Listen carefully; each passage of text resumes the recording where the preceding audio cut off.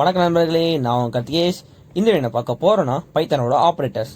அது என்னன்னு கேட்டிங்கன்னா arithmetic operator, assignment operator, relational operator, membership operator, அதுக்கப்புறம் லாஜிக்கல் ஆப்ரேட்டர் பார்க்க போகிறோம். வாங்க போகலாம். ஃபர்ஸ்ட் அரித்மெட்டிக் ஆப்ரேட்டர் பற்றி பார்க்க போகிறோம்.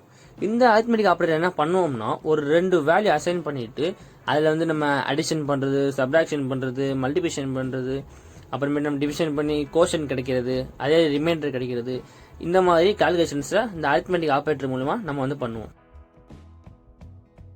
ஃபர்ஸ்ட் எக்ஸ் அப்படி வேரியபிள் எடுத்துட்டு அதுக்கு 2 வேல்யூ வைக்கிறேன். ஸோ அதே மாதிரி ஒய் ஒரு வேரியபிள் எடுத்துட்டு 3ன்னு டிக்ளேர் பண்ணுறேன். ஸோ ஃபர்ஸ்ட் அடிஷன் பண்ண போகிறோம். ஸோ எக்ஸ் பிளஸ் ஒய் அப்படின்னு கொடுத்தோன்னே பாருங்கள் 5 அப்படின்னு வந்துருச்சு. அதே மாதிரி சப்ராக்ஷன் எக்ஸ் மைனஸ் ஒய், அப்புறம் மல்டிப்ளிகேஷன் எக்ஸ் இன்டூ ஒய் 6, அப்புறம் இந்த கோஷன் கிடைக்கும் பாருங்கள் 0.66. அடுத்து மாடுலஸ் பண்ண போகிறோம். எக்ஸ் பர்சன்டேஜ் ஒய் போட்டால் நம்ம மாடுலஸோட வேல்யூ கிடைச்சிரும். ஸோ அவ்வளோதான். இதுதான் அரித்மெட்டிக் ஆப்ரேட்டர்ஸ். அதாவது என்னென்னா, நம்ம அடிஷன்ஸ் பண்ணுறது, சப்ராக்ஷன் பண்ணுறது, மல்டிப்ளிகேஷன் பண்ணுறது, அப்புறம் டிவிஷன் பண்ணுறது, அப்புறம் மாடுலஸ் பண்ணுறது, இந்த மாதிரி சர்டன் கால்குலேஷன் பண்ணுறது தான் அரித்மெட்டிக் ஆப்ரேட்டர். ஃபைனலாக நம்ம ஃப்ளோ டிவிஷன் பண்ணிக்கலாம். இதுலேயும் எக்ஸ் / ஒய் போட்டால் இது ஃப்ளோ டிவிஷன் வேல்யூ கிடச்சிரும். ஸோ அரித்மெட்டிக் ஆப்ரேட்டர் அவ்வளோதான். அடுத்ததா அசைன்மெண்ட் ஆப்ரேட்டர். இந்த அசைன்மெண்ட் ஆப்ரேட்டர் என்னன்னா, லெஃப்ட்ல இருக்க ஒரு வேரியபிளுக்கு ரைட்ல ஒரு வேல்யூ அசைன் பண்றது தான் அசைன்மெண்ட் ஆப்ரேட்டர். ஸோ இங்க எக்ஸ்ங்கிற வேரியபிளுக்கு ரைட் சைடு ஒரு இன்டிஜர் கொடுத்து ஒரு வேல்யூ நம்ம அசைன் பண்றோம். ஸோ இதுதான் அசைன்மெண்ட் ஆப்ரேட்டர். இது சம்மந்தப்பட்டு சில கால்குலேஷன்ஸ் வரும், அதை பார்ப்போம். இது எக்ஸ் கமா ஒய் அப்படி 2 வேரியபிள் எடுத்துட்டு ஈக்குவல் டு போட்டு எக்ஸுக்கு 5 வேல்யூயும் ஒய்க்கு 10 வேல்யூ அசைன் பண்ணியாச்சு. ஸோ பாருங்க, எக்ஸ் பிரிண்ட் பண்ணால் 5 கிடைக்குது, ஒய் பிரிண்ட் பண்ணால் அதோட 10 அதோட வேல்யூ கிடைக்குது. ஸோ இதுதான் அசைன்மெண்ட் ஆப்ரேட்டர். இங்கே லெஃப்ட் இருக்கிற வேரியபிளுக்கு ரைட் சைடு வேல்யூ அசைன் பண்ணியிருக்கு. அதாவது எக்ஸுக்கு 5, ஒய்க்கு 10 மாதிரி.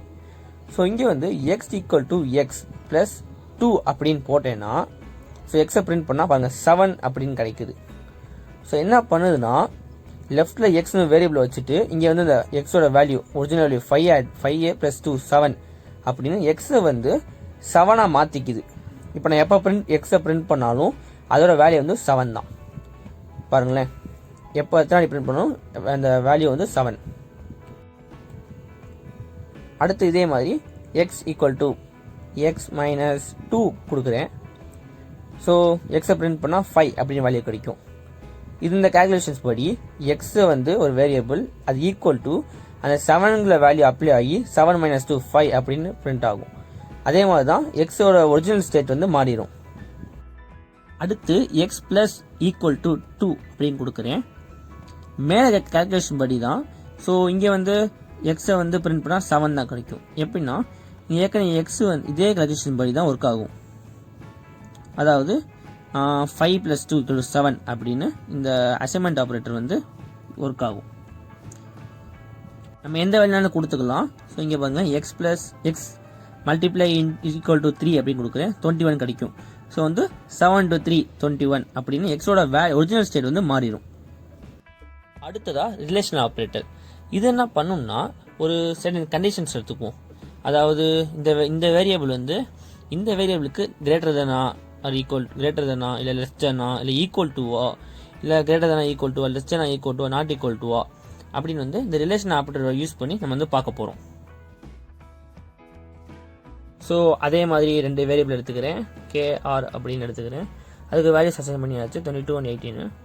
இங்கே பாருங்க, கே ஆரோட லெஸ் தெனா இருக்குதா அப்படின்னு ஒரு ரிலேஷன் போட்டிருக்கேன். இங்கே 22 கே, 18 ஆர். ஸோ இது ஃபால்ஸ் அப்படின்னு வருது, ஏன்னா K not equal to R. அதே மாதிரி இங்கே பாருங்க, கே கிரேட்டர் தென் ஆர் அப்படின்னு கொடுத்துருக்கேன். ஸோ இது ட்ரூ அப்படின்னு வந்துருச்சு. இங்கே கே ஆருக்கு ஈக்குவலா அப்படின்னு போட்டிருக்கேன். ஸோ இது ஃபால்ஸ் அப்படின்னு வந்துருச்சு. ஸோ நான் ஆர் வேல்யூ சேஞ்ச் பண்ணுறேன், 22 சேஞ்ச் பண்ணுறேன். ஸோ இங்கே K is equal to R அப்படியான்னு கேட்டால் இங்கே ட்ரூ அப்படின்னு வந்துடும், ஏன்னா கேவும் ஆரும் ஈக்குவலாக இருக்குது. ஸோ அதே மாதிரி இப்போ இந்த எக்ஸ்க்ளமேட்டரி மார்க் ஈக்குவல் டு அப்படின்னு போட்டால் நாட் ஈக்குவல்னு அர்த்தம். கே ஆருக்கு நாட் ஈக்குவல் டு இருக்கா அப்படின்னு கேட்குறேன். ஸோ இங்கே ஃபால்ஸ், ஏன்னா கேவும் 22 ஆரும் 22. ஸோ ஆரோட வேல்யூ 18 அப்படின்னு மாற்றுறேன். ஸோ இங்கே வந்து K is not equal to R அப்படின்னு கேட்டால் ஸோ இங்கே வந்து ட்ரூ அப்படின்னு வரும். ஏன்னா இங்கே வந்து ஆரோட வேல்யூ வந்து 18, கே வந்து 22. ஸோ வந்து ட்ரூ அப்படின்னு வந்துருச்சு. ஸோ அடுத்து வந்து கே வந்து less than or equal to R அப்படின்னு போடுறேன். ஃபால்ஸ் அப்படின்னு நம்மளுக்கு வந்து அவுட்புட் காமிக்குது. ஸோ கேவோட வேல்யூ வந்து 18 மாற்றுறேன். இப்போ வந்து K less than or equal to R அப்படின்னு கொடுத்தா ட்ரூ. ஏன்னா கேவும் 18 ஆரும் 18. ஸோ வந்து இது ட்ரூ. ஸோ அதே மாதிரி K is greater than or equal to R அப்படின்னு கொடுத்தா ட்ரூ தான் வரும். ஏன்னா கேவோட வேல்யூ ஆரோட வேல்யூ ஈக்குவலாக இருக்குது. ரிலேஷனல் ஆப்ரேட்டர் அவ்வளோதான். அடுத்ததா யுனரி ஆப்ரேட்டர். இந்த ஆப்ரேட்டர் என்ன பண்ணுன்னா ஒரு கொடுத்துருக்க வேல்யூவை வந்து நம்ம வந்து சைன் சேஞ்ச் பண்ணிக்கலாம். அதாவது நெகட்டிவாக சேஞ்ச் பண்ணிக்கலாம், அப்புறம் பாசிட்டிவாக சேஞ்ச் பண்ணிக்கலாம் இந்த ஆப்ரேட்டர் மூலயமா. ஸோ அங்கே பார்க்கலாம். ஸோ இங்கே 2 வேரியபிள் வந்து டிக்ளேர் பண்ணிக்குவோம், கேஆர் அப்படின்னு. அதுக்கு வேல்யூஸும் நம்ம வந்து டிக்ளேர் பண்ணிடலாம். ஸோ இங்கே வந்து கேவோட வேல்யூ வந்து 22 அப்படின்னு கொடுத்துருக்கேன்.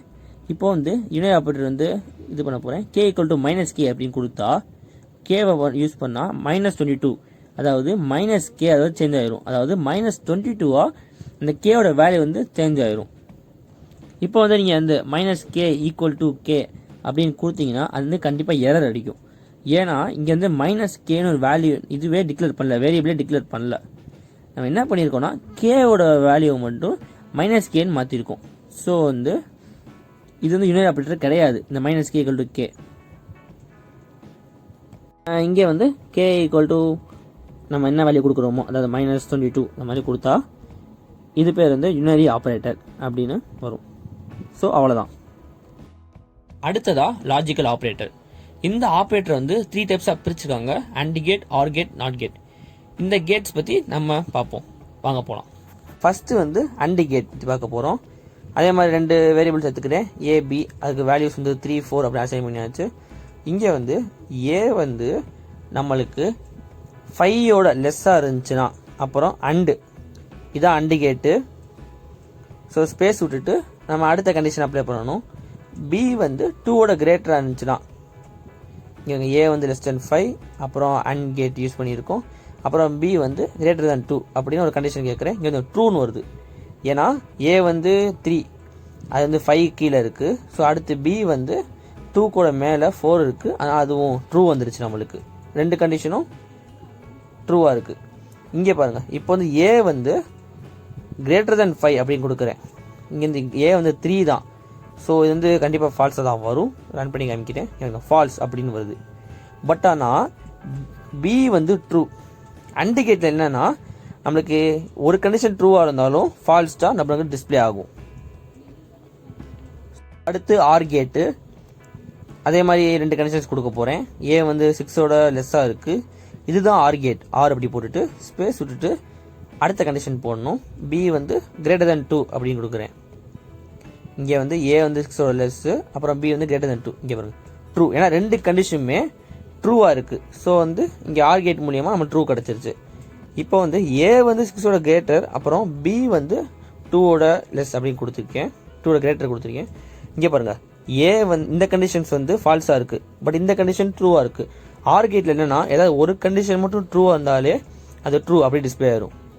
ஸோ அடுத்ததில் வந்து ஏ வந்து 6ஓட கிரேட்டர், அப்புறம் பி வந்து 2ஓட லெஸ் அப்படின்னு கொடுக்குறேன். இங்கே பாருங்க 2 கண்டிஷனுமே ஃபால்ஸாக இருக்குது. ஸோ ஆர் கேட் மூலியமாக இங்கே வந்து ஃபால்ஸ் அப்படின்னு நம்மளுக்கு டிஸ்பிளே ஆகும். ஸோ அவ்வளோதான் ஆர் கேட். ஸோ கடைசியாக நாட் கேட். இப்போ வந்து கேவோட வேல்யூ வந்து ட்ரூ அப்படின்னு வச்சுருக்கேன். இங்கே பாருங்களேன், K equal to not K அப்படின்னு கொடுத்தா இதான் நாட் கேட்டு. ஸ்பேஸ் விட்டுட்டு கே அப்படின்னு கொடுத்துடணும். பாருங்கள் இப்படி கொடுத்துட்டேன். ஸோ இப்போ வந்து கேவை வந்து நான் டிஸ்பிளே பண்ணுறேன். பாருங்கள் ஃபால்ஸ் அப்படின்னு வருது. ஏன்னா இங்கே நான் கொடுத்துருக்க கேவோட வேல்யூ ட்ரூ.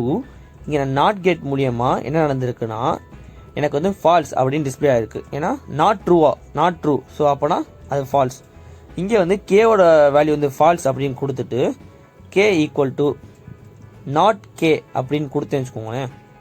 இப்போ என்ன பிரிண்ட் ஆகும்? கேவோட வேல்யூ ட்ரூ அப்படின்னு பிரிண்ட் ஆகும். ஏன்னா ஃபால்ஸு நாட் ஃபால்ஸ் அப்படின்னா ஸோ அப்சல்யூட்லி ட்ரூ தான். ஸோ வந்து இதுதான் நாட் கேட். ஸோ அவ்வளோதான். அடுத்ததாக மெம்பர்ஷிப் ஆப்ரேட்டர். இந்த ஆப்ரேட்டர் என்ன பண்ண போகிறோம்னா ஒரு கொடுத்த சென்டென்ஸில் நம்ம கொடுக்குற ஸ்ட்ரிங் வந்து இருக்கா அப்படின்னு கண்டுபிடிக்க போகிறோம். ஸோ அதுக்கு வந்து கண்டென்ட் அப்படின்னு ஒரு சென்டென்ஸ் இது நேம் வச்சுக்கிறேன். அப்புறம் டபுள் கோட்ஸ்குள்ளே சப்ஸ்கிரைப் டு மை சேனல் ஏதாவது நீங்கள் ஒரு சென்டென்ஸ் வந்து சும்மா க்ரியேட் பண்ணிக்கோங்க. இங்கே வந்து நான் வந்து subscribe to my YouTube channel Karthikesh robotics அப்படின்னு சும்மா ஒரு சென்டென்ஸ் மட்டும் வைக்கிறேன். எதுனா கண்டென்ட் அந்த ஒரு டிக்ளேர் பண்ணி வைக்கிறேன். ஸோ இந்த கண்டென்ட் வந்து இதுதான், இந்த subscribe to my YouTube channel Karthikesh robotics. ஓகேவா? அடுத்து என்ன பண்ணுறேன்னா கண்டென்ட் வந்து டிஸ்பிளே பண்ண போகிறேன். கண்டென்ட் போட்டோடனே நம்மளோட ஃபுல் கண்டென்ட் வந்துடும், அதாவது அந்த சென்டென்ஸ் வந்துடும், subscribe to my YouTube channel Karthikesh robotics அப்படின்னு. ஸோ இதில் நான் என்ன பண்ண போகிறேன்னா இந்த கார்த்திகேஷ் வேர்டு இருக்கா இல்லையா அப்படின்னு இந்த மெம்பர்ஷிப் ஆப்ரேட்டர் மூலிமா நான் கண்டுபிடிக்க போகிறேன். ஸோ வந்து உங்களுக்கு கொடுக்குற வேர்ட் டபுள் கோட்ஸ்குள்ளே போட்டுக்கோங்க. நான் இங்கே வந்து கார்த்திகேஷ் அப்படின்னு போட்டுட்டு கொஞ்சம் ஸ்பேஸ் விட்டுட்டு இதுதான் மெம்பர்ஷிப் ஆப்ரேட்டர். ஸோ கண்டென்ட் எதில் தேட போகிறேன்னா அந்த கண்டென்ட் அதில் ஒன்று தேட போகிறேன். ஸோ வந்து இந்த கார்த்திகேஷ்னு பேர் வந்து இந்த கண்டென்ட்டில் இருக்கா அப்படின்னு மெம்பர்ஷிப் ஆப்ரேட்டர் மூலிமா பார்க்க போகிறோம். ஸோ பாருங்கள், ட்ரூ அப்படின்னு வந்துருச்சு.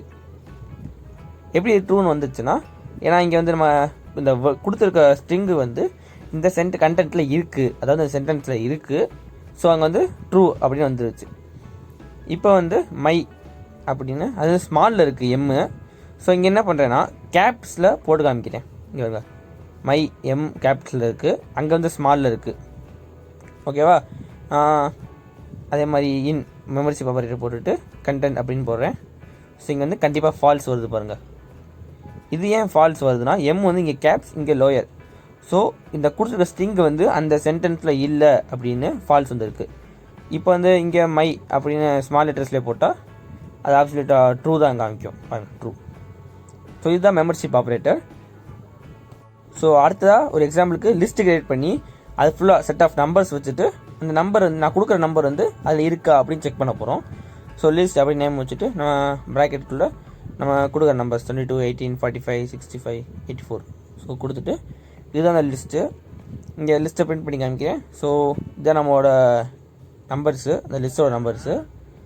ஸோ இங்கே வந்து மெம்பர்ஷிப் ஆப்ரேட்டர் வந்து யூஸ் பண்ண போகிறோம். இப்போ நான் வந்து 22 அந்த நம்பர் வந்து லிஸ்ட்டில் இருக்கா அப்படின்னு பார்த்தோன்னே பாருங்கள் ட்ரூ அப்படின்னு காமிச்சிருச்சு. ஏன்னா 22 வந்து லிஸ்ட்டில் இருக்குது. ஸோ அதே மாதிரி 18 இன் லிஸ்ட் அப்படின்னு போட்டால் அது ட்ரூ தான் காமிக்கும், ஏன்னா 18 அந்த லிஸ்ட்டில் இருக்குது.